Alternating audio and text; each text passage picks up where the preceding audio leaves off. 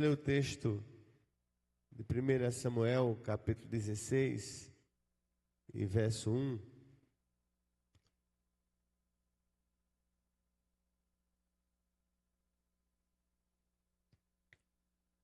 Então disse o Senhor a Samuel: até quando terás dó de Saul, havendo eu o rejeitado, para que não reine sobre Israel?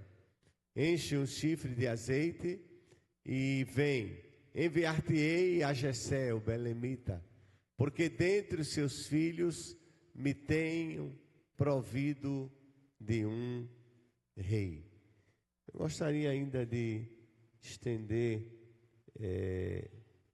esta leitura do capítulo 16 e versículo 1.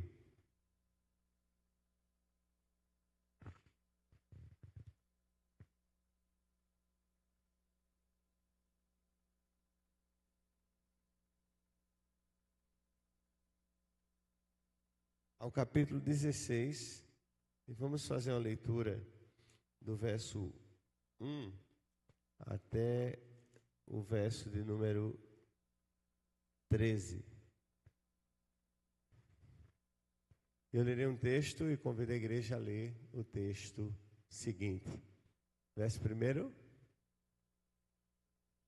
Então disse o Senhor a Samuel: até quando terás dó de Saul, havendo eu rejeitado, para que não reine sobre Israel? Enche um chifre de azeite e enviar-te-ei a casa de Jessé o belemita, porque entre os seus filhos me tem provido um rei. Verso 2.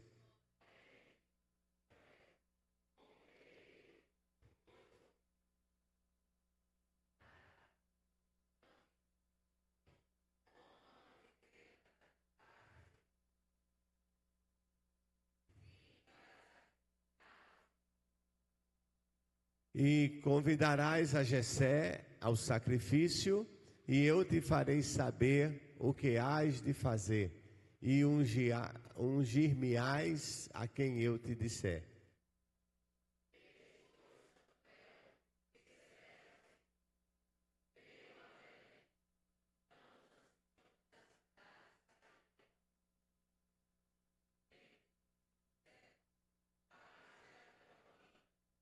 E disse Samuel, e disse ele: é de paz, vim sacrificar ao Senhor.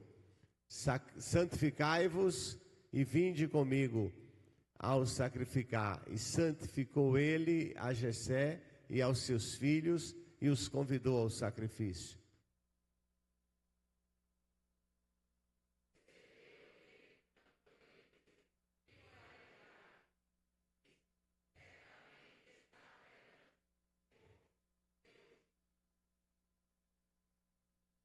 Porém, o Senhor disse a Samuel: não atentes para a sua aparência, nem para a grandeza da sua estatura, porque eu tenho rejeitado.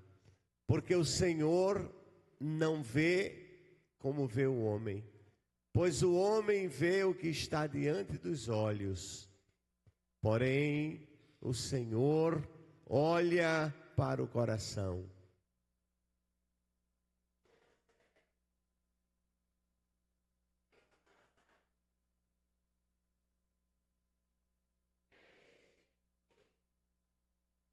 Então Jessé fez passar Samar, porém disse: tampouco a este tenho escolhido, Senhor.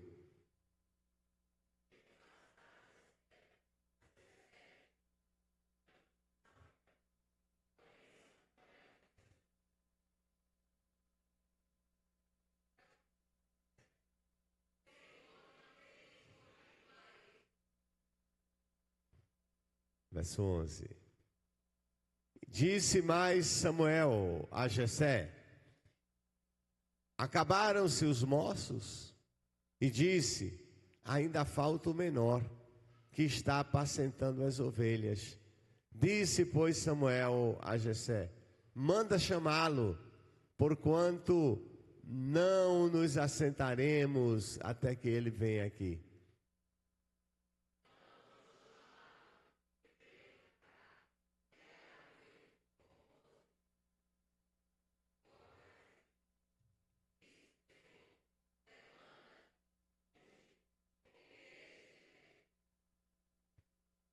Então Samuel tomou o chifre do azeite e ungindo no meio de seus irmãos, e desde aquele dia em diante o Espírito do Senhor se apoderou de Davi. Então Samuel se levantou e voltou a Ramá. Que Deus aplique a sua palavra ao nosso coração. Durante o mês de junho nós estaremos falando sobre Davi, um homem segundo o coração de Deus. A Bíblia tem uma galeria de heróis da fé, tem uma galeria de homens especiais de Deus, e sem dúvida Davi marca a presença. Dentre tantas coisas, porque é declarado sobre Davi lá em Atos 13, 22, achei em Davi um homem segundo o meu coração. Nós hoje vivemos uma geração que tem estado mais perto do Senhor de lábios do que de coração. Jesus, referindo-se já a um povo da sua época, mas estendendo também, dizia: este povo honra-me com os lábios, mas o coração está longe de mim. Eu sempre tenho esta preocupação de que o honrar o Senhor não esteja só nos lábios, mas esteja também no coração. E quando nós dizemos que honrar o Senhor com o coração é honrá-lo com a nossa obediência, é honrá-lo com a nossa adoração, é honrá-lo seguindo os princípios da palavra de Deus. E com certeza nós nunca tivemos tanta carência de seguidores do Senhor que o honre com o coração. Volto a repetir, vivemos uma geração onde a honra com os lábios é grande. É grande. Nós encontramos pessoas referindo-se ao Senhor, referindo-se a Jesus, honrando. Mas há uma pergunta de Jesus: por que me chamas Senhor, Senhor, e não fazeis o que eu vos mando? Então não é o fato de referir-se a Jesus como Senhor, como Salvador, que o faz Senhor. O que o faz Senhor é a obediência que eu tenho a Ele. É a obediência que eu tenho à sua palavra. É o compromisso que eu tenho a Ele. É a renúncia que eu aprendi a colocar em minha vida. Mateus 6,33 diz: buscai em primeiro lugar o reino de Deus e a sua justiça, e todas as demais coisas vos serão acrescentadas. Mas muitas vezes nós temos sempre nos colocado em primeiro lugar e deixado Deus em segundo plano. Davi, ele traz para nós uma experiência de vida que nos mostra como sermos pessoas que buscam ser segundo o coração de Deus. Às vezes a impressão que a gente tem é que a gente tem buscado ser pessoas segundo a vista dos homens. Temos buscado ser pessoas segundo as pessoas estão nos olhando. A exemplo de Saul. A história começa com Saul, um rei pedido pelo povo, um rei reivindicado pelo povo, um rei escolhido pelo povo. Contudo, Saul, assim que assume o trono, começa a demonstrar que ele tinha alguns problemas, que ele tinha algumas dificuldades. E Saul comete alguns erros. Erros que o distanciam de Deus. Erros que o afastam de Deus. E quando o profeta Samuel vai até Saul para repreendê-lo, a preocupação de Saul, ela vai estar na aparência. E Saul diz a Samuel: olha, Samuel, vamos comigo, como você sempre foi até o templo para adorar, para que as pessoas achem que está tudo bem. Saul tinha uma preocupação, que as pessoas achassem que tudo estava bem. Uma preocupação com a aparência. Uma preocupação como se mostrar, como as pessoas vão nos ver. Eu não diria que a preocupação com a aparência ela é de todo errada. A Bíblia diz: evitai o mal e a aparência do mal. Mas a preocupação exterior não pode ser tudo. Deus entrega uma missão a Samuel: ungir o novo rei de Israel. Eu acho interessante, quando essa missão é entregue aqui no capítulo 16, Samuel vai à casa de Jessé. E Samuel vai à casa de Jessé, ele não sabe quem é o filho que ele vai ungir. Deus é extremamente estrategista. E ele não revelou a Samuel. Algumas coisas Deus revela antes, outras Deus só revela na hora.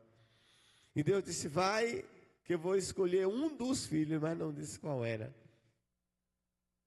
Samuel, homem de Deus. Samuel, profeta de Deus. Quando entrou o primeiro filho, Eliabe, guerreiro, forte estatura, Samuel iludiu-se e disse: é esse que vai ser ungido rei. Samuel estava escolhendo apenas pela aparência. Quantas escolhas erradas você já não fez escolhendo pela aparência? Quantas escolhas erradas você não fez olhando apenas pela aparência? Olhando apenas pela aparência. Não, Samuel, não é este. Entrou o segundo. Novamente as expectativas de Samuel se renovam. O terceiro. E assim passam todos os filhos. Mas existia um que ali figurava como ninguém. Samuel perguntou: terminou? Porque Deus não falou com ele. E Samuel disse: não, ainda tem um. Ele está lá, apacentando ovelhas. Quer dizer, esse é nada. Esse é o menor dos meus filhos. Os valorosos estão aqui. Mas não são esses. Meus irmãos, o olhar de Deus é algo tremendo. O olhar de Deus é algo especial. O olhar de Deus é algo que a gente não compreende, não sabe, não entende. E às vezes a gente pergunta: mas Deus, por que aquela pessoa? Deus sabe. Há características nela que Deus encontrou. Há características nela que Deus viu. E manda buscar Davi. Eu imagino a cena que vem lá, aquele adolescente desajeitado lá, se limpando lá, tirando o pó da poeira. E Deus disse: este é o que eu escolhi. Eu não vejo como vê o homem. O homem vê o exterior, mas eu vejo o coração. Quantas desilusões nós já tivemos na vida, porque fomos atrás de aparência. Então devemos ter cuidado primeiro, cuidado com aparências. Aparência física, aparência intelectual, aptidões humanas, cuidado. Necessariamente não significa que a bênção de Deus está onde os olhos humanos estão. Os olhos humanos estavam nos guerreiros, mas os olhos de Deus estavam em outro lugar. E assim, Deus vai mostrar a Samuel que era o jovem Davi. Era o jovem Davi que trazia a unção de Deus. Eu quero trazer 3 pensamentos para a gente concluir. Vamos celebrar a ceia. Primeiro, a escolha de Deus não depende da escolha dos homens. A escolha de Deus não depende da escolha dos homens. Deus não é subordinado aos homens. Deus é Senhor soberano. Ele faz a obra com quem Ele quer, quando Ele quer e onde Ele quer. Ele é Deus. Ele é o Senhor. Ele é o Criador. Segunda coisa, a escolha de Deus não depende de ser sucesso na sociedade.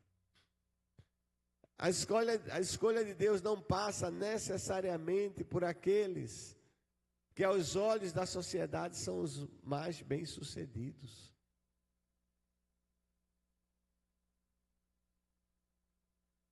Deus pode usar aquele que está na internet com mais de 1 milhão de seguidores, mas Deus também pode usar aquele homem de Deus que está lá no sertão, que nem conta no Instagram tem. A escolha de Deus necessariamente não é a escolha da sociedade. E terceiro, a escolha de Deus, ela não depende de habilidades. A gente vive uma época muito de valorização das habilidades. E é bom. É bom ver pessoas que têm habilidades, que são boas no que fazem. É excelente.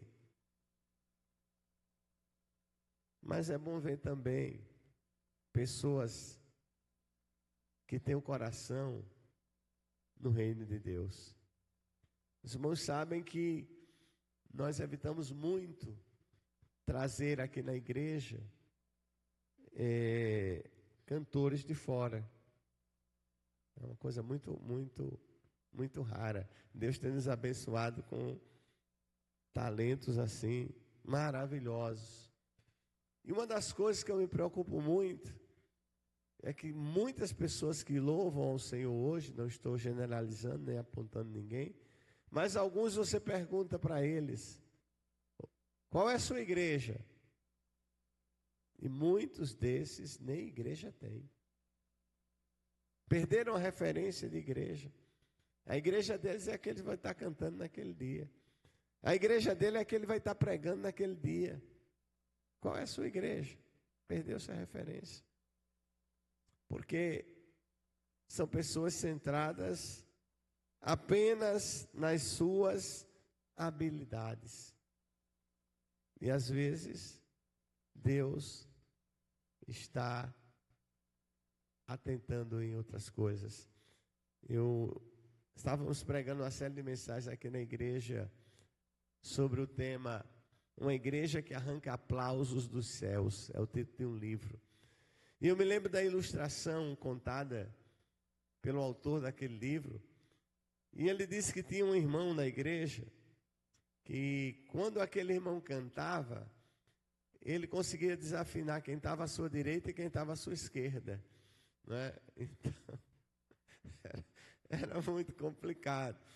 E o pastor disse que quando aquele irmão começava a cantar, ele começava a orar para que aquele irmão parasse, né? Porque ele cantava alto e desafinado. Mas conta aquele pastor que um dia Deus falou ao coração dele e disse, olha, eu parei os céus para ouvir este meu servo. Não estou dizendo que você não deva procurar melhorar e cantar afinado, de forma alguma. Mas o que eu quero dizer é que Deus não está procurando talentos sobrenaturais. Esses enchem a nossa vista, é bom, maravilhoso, glória a Deus. Mas o coração precisa estar nessa obra também. Não pode estar só o talento. Não pode. Tem que estar o coração.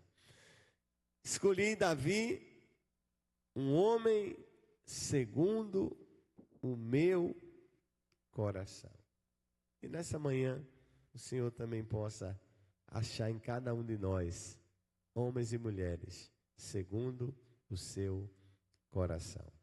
Amém? Convido o Ministério do Louvor. Gostaria de concluir esse momento da mensagem cantando Verdadeiro Adorador.